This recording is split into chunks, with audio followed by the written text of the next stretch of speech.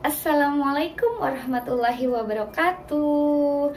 Bagaimana kabarnya anak-anakku kelas 4? Tentunya Bu Nunu mengharapkan kalian sehat semuanya dan tetap semangat belajar dari rumah.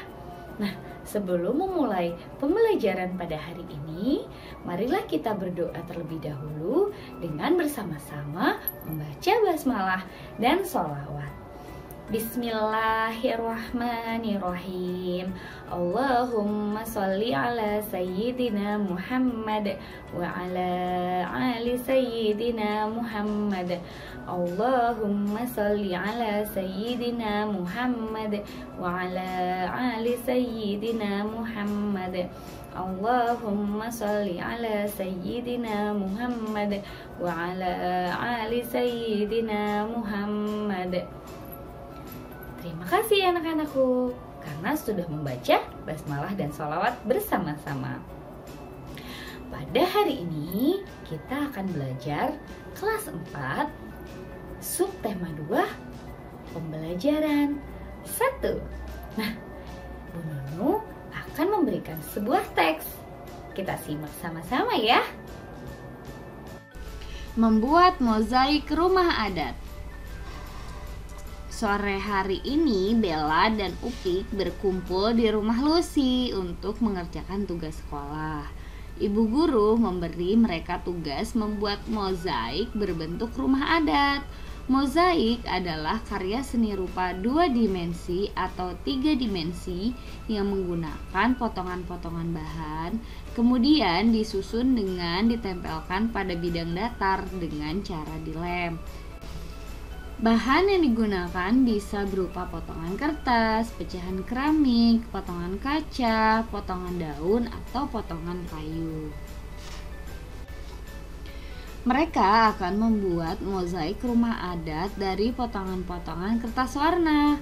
Mereka sudah menyiapkan bahan-bahannya, yaitu kertas karton putih, lem, gunting, dan kertas dengan berbagai warna. Setelah semua bahan tersedia, mereka pun mulai membuat mozaik. Awalnya mereka kesulitan menentukan rumah adat apa yang akan dibuat mozaik. Akhirnya mereka memutuskan membuat rumah gadang, yaitu rumah adat suku Minangkabau. Keputusan ini bukan permintaan Upik yang berasal dari suku Minangkabau, tetapi kesepakatan bersama teman-teman setelah berdiskusi. Mereka memilih rumah gadang karena bentuk atapnya yang sangat khas dan menarik. Mereka berharap hasil mozaik mereka pun akan terlihat menarik. Bella, Upik, dan Lucy membuat mozaik bersama-sama. Mereka berbagi tugas dengan adil. Setiap anak melakukan tugasnya. Upik menggambar sketsa rumah gadang di kertas karton. Bella dan Lucy memotong kertas berwarna kecil-kecil. Kemudian setelah sketsa jadi, mereka bersama-sama menempelkan kertas warna di atas sketsa. Lucy, Bella, dan Upik bekerja sama mengerjakan tugas dengan baik.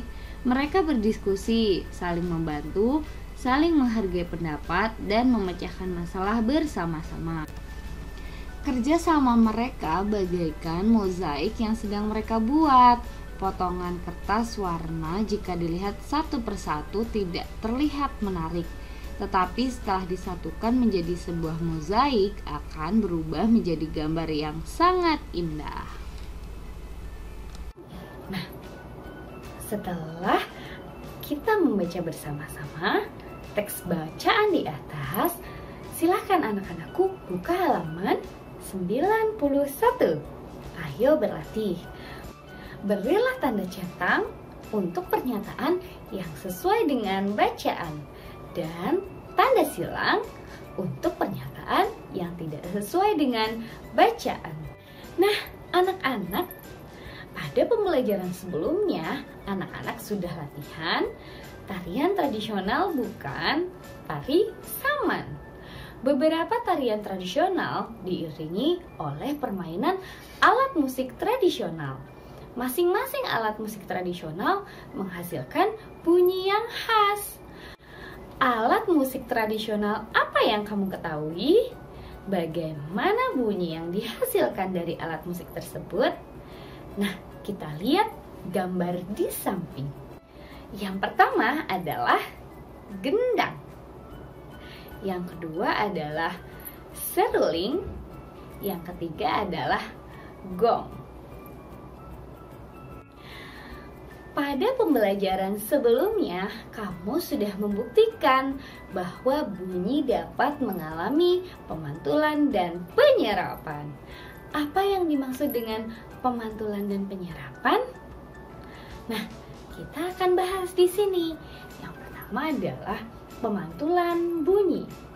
Proses pemantulan bunyi terjadi seperti pemantulan bola ketika mengenai dinding atau lantai. Pemantulan bunyi terjadi jika bunyi mengenai dinding atau permukaan yang keras seperti batu, kayu, kaca, besi, dinding, atau seng.